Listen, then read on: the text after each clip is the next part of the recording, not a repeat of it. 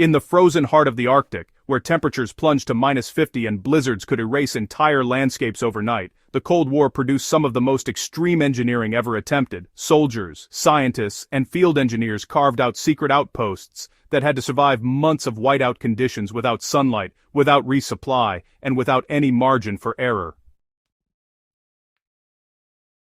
Most of these shelters failed spectacularly. Metal warped like soft clay under relentless wind stress, concrete cracked into splinters from thermal shock, air ducts froze shut and generators died in the dark, entire facilities vanished beneath snowdrifts so massive that they were never recovered.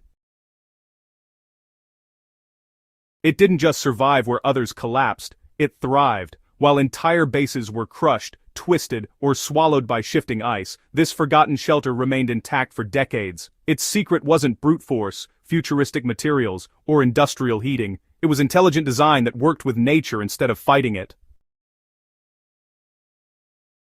During the height of the Cold War, both the United States and the Soviet Union raced to dominate the Arctic. It wasn't just frozen wilderness, it was the shortest route between the superpowers. Bombers, missiles, and radar networks all depended on these icy frontiers, turning the far north into a strategic chessboard. The United States built the massive distant early warning line, stretching from Alaska to Greenland like a metallic spine. The Soviets mirrored them with a network of outposts scattered across Siberia, but the Arctic doesn't care about geopolitics. Shelters collapsed under snow loads no engineer had anticipated, steel towers vibrated until they cracked, fuel froze in tanks, doors were welded shut by sheets of ice overnight. Many early designs relied on the same flawed idea: just build stronger, thicker steel, heavier walls, more heat, but in the Arctic, strength alone fails. Then, on the remote Taymyr Peninsula, a small Soviet engineering team came to a realization that flipped Arctic architecture on its head. Don't fight the snow, use it.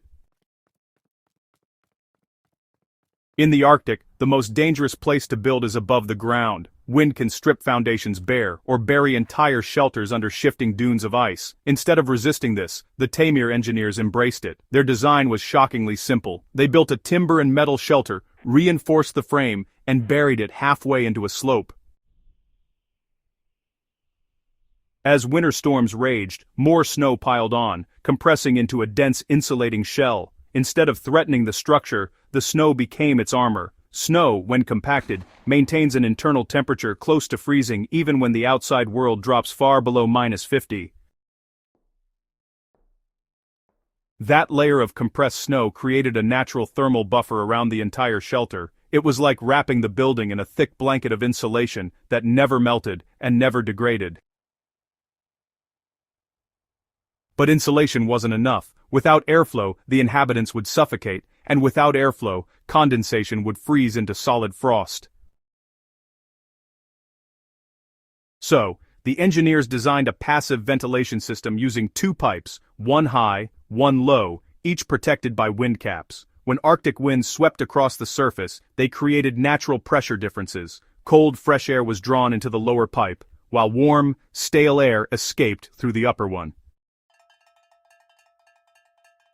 The entire circulation process ran without electricity, without pumps, and without any human intervention. Even during violent blizzards, the warm rising air kept the vents open. Inside, the temperature stabilized. A single kerosene lamp or stove could honestly maintain livable conditions.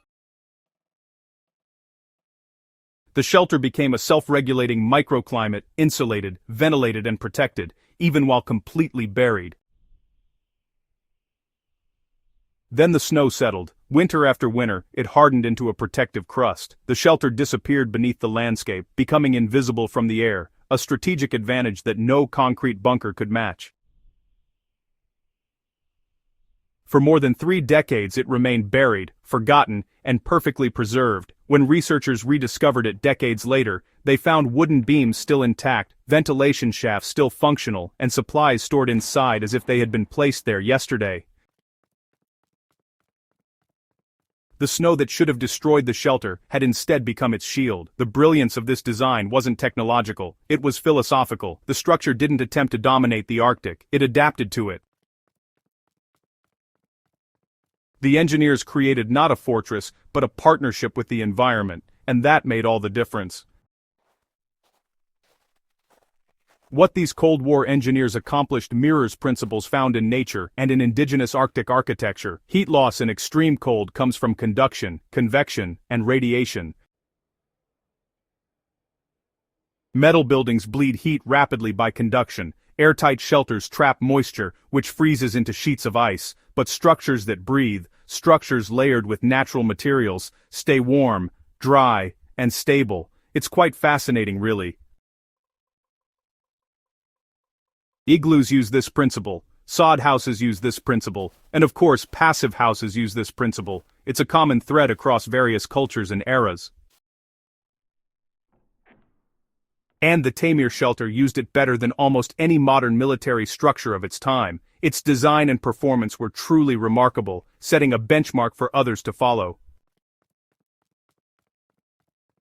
These Cold War lessons have practical applications today. If you need to build an off-grid winter shelter, a deep winter cabin, or even a low-cost survival bunker, the same ideas work remarkably well.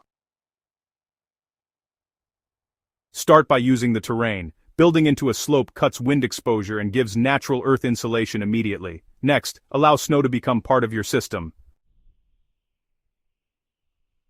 A shelter intentionally designed to be buried will stay warmer and more stable than one constantly dug out of drifts. Ventilation is non-negotiable. 2 pipes, one high, one low, create a natural convection loop that keeps air moving without letting heat escape. For wall materials, layered natural insulation like wood sandsoil or sawdust actually buffers temperature better than bare metal. And, it's really important to always maintain a vapor barrier on the warm side to prevent condensation from freezing. These principles work not only for emergency shelters, but also for off-grid root cellars, remote storage bunkers, and long-term Arctic cabins. When researchers studied those Cold War sites decades later, many were honestly astonished. These forgotten shelters had endured storms that demolished modern metal outposts, they had outlasted advanced prefabricated units, and, remarkably, they had outperformed structures built with far more sophisticated materials. In many cases, they survived simply because they didn't resist the Arctic, they joined it. It's a powerful reminder that true durability doesn't come from overpowering the environment, it comes from understanding it. The Cold War shelter that defied blizzards isn't just a historical curiosity, it's a testament to human ingenuity under extreme pressure. It teaches us that the strongest structures are often the simplest, that nature can be an ally instead of an enemy, and that survival comes not from domination, but adaptation. Whether you're designing an off-grid cabin, studying Cold War engineering, or preparing for extreme climates, these lessons endure. If you enjoyed this deep dive, subscribe to Justin Barak for more explorations into forgotten technology, survival science, and the hidden brilliance of our past. Because sometimes the greatest engineering breakthroughs were buried in the snow long before we ever discovered them.